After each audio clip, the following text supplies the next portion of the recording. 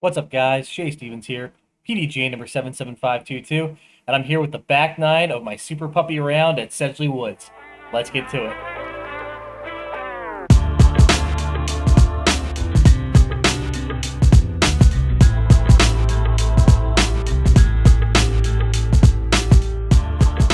So after a short break to talk to some of the locals, I'm here at hole 10.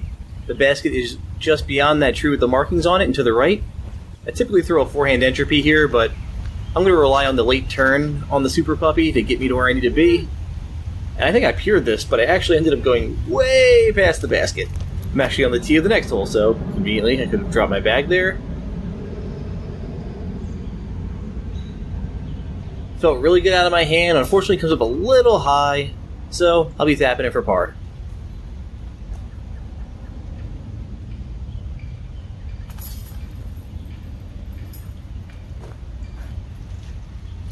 Hole 11 is a 247-foot dogleg to the left. I'm trying to play a bit of a hyzer flip to not quite flat, but I'm really afraid of turning over the Super Puppy, so don't give it all the juice I need. I do end up getting caught actually by this down log across the fairway, so it stopped me well short of the green.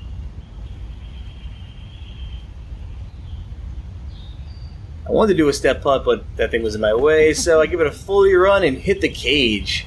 So, another drop-in par.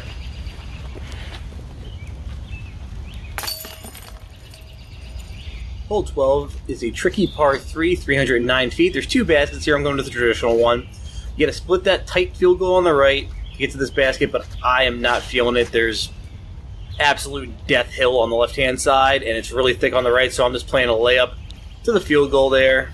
Give myself a nice little hyzer into the green.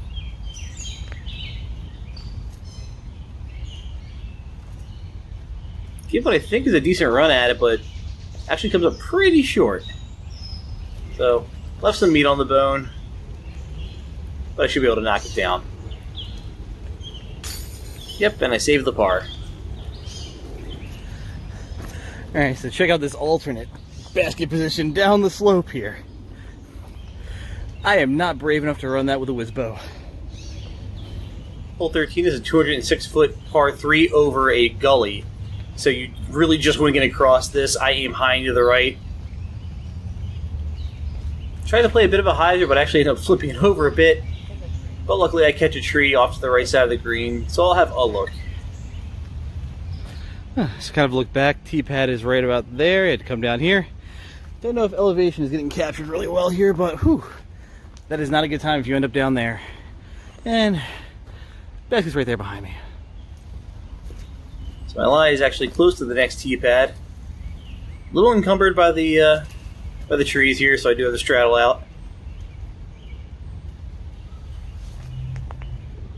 Had some trouble generating power out of that stance, but leave myself what should be a makeable, 10, 12 footer.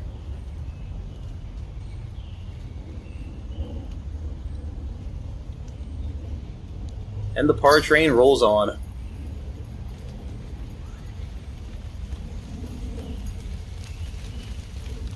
Hole 14 is a really fun shot, 203 feet.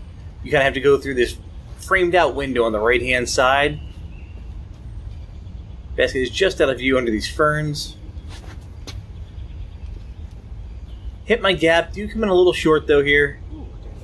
Let's see here, it's a really fun looking green. I am off here on the left hand side.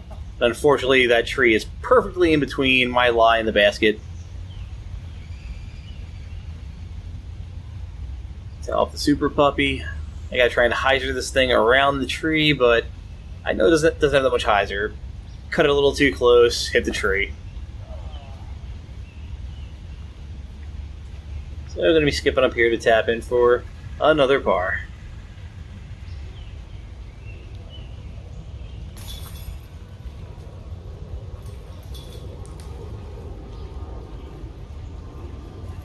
Hole 15 is a really fun shot with this limb hanging just in front of the tee pad.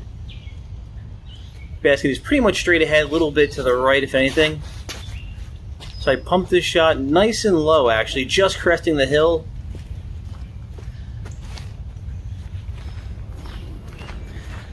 Oh yeah. I'm going to take a little bit of time to brag. This is the best tee shot I've ever had on this hole actually. I usually bleed out to the left or turn it over too much, so Super Puppy take CTP for this one.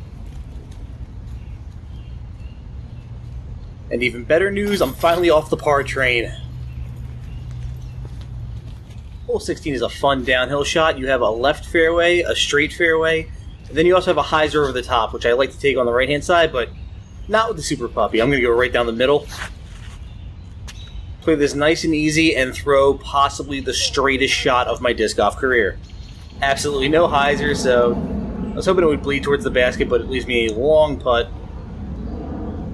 It does get a little sketchy behind the basket here, actually about 10-15 feet behind the basket is where you actually saw me putting on hole 14, so I don't want to go down there. So I give it a safe floaty run, but nothing too scary. And knock in my par.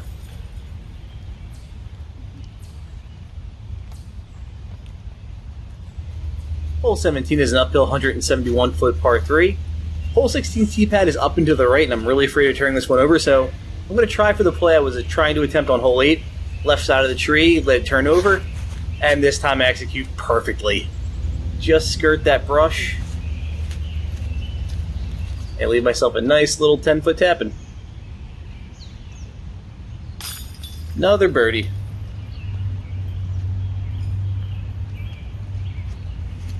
Hole 18 is a great finishing hole. If you watch footage of the Philly Open, there's usually a huge gallery behind the basket, really cool. And fun fact, I don't think I've ever birdied this hole. I either saw it off too early or flip it over, so I'm really going to try and pump the Super Puppy up there for a look. And I'm giving it a little too much juice and turn it into a cut roller. I'm going to be pretty long here, definitely too long to step putt the Super Puppy, so I'm going to try and play catch with the basket here. Pretend I need to get a birdie for the win.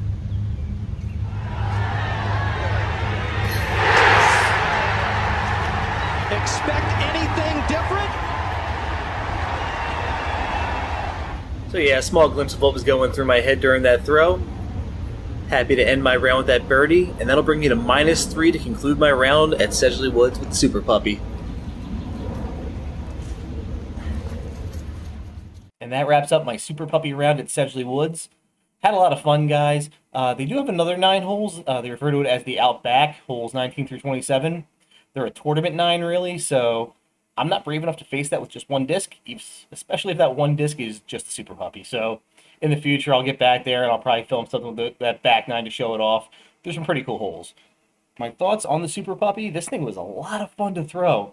I think it's like a rubber-plastic combo.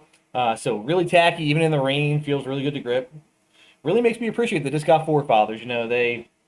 When they bragged about throwing 300 feet, if they could do that with a Super Puppy, that was damn impressive. This thing, I was maybe getting out 200, maybe a little plus. It took a heck of an arm to throw. You had to put it way up in the air, give it time to work. But still, a lot of fun. As I said in the intro to the front 9, if you lost a Super Puppy at Tyler State Park, and this is your disc, please reach out to me. I want to get back to you. There's some markings on the back. If you can tell me what they are. I want to get this back to the owner. Again, this disc is, ballpark 40 years old. So there's probably some history on this thing. I'd like to see it go back to its owner. So reach out to me. In general, if you have any questions, please reach out to me. I'll do my best to answer them. Take care. Thank you for watching the back 9 of my Super Puppy round at Sedgley Woods. If you haven't already, please like the video and subscribe to the channel for more content like this and other disc golf content. Also, congratulations to Nick Giglio for winning the Beat the Basket Bashers Challenge giveaway. I'll be reaching out to you, sir, for your address so I can ship you that entropy, and we'll get you set up with that coupon code for the Basket Bashers website. Lastly, thank you to my sponsor. For all your disc golf needs, check out Basket Bashers Disc Golf.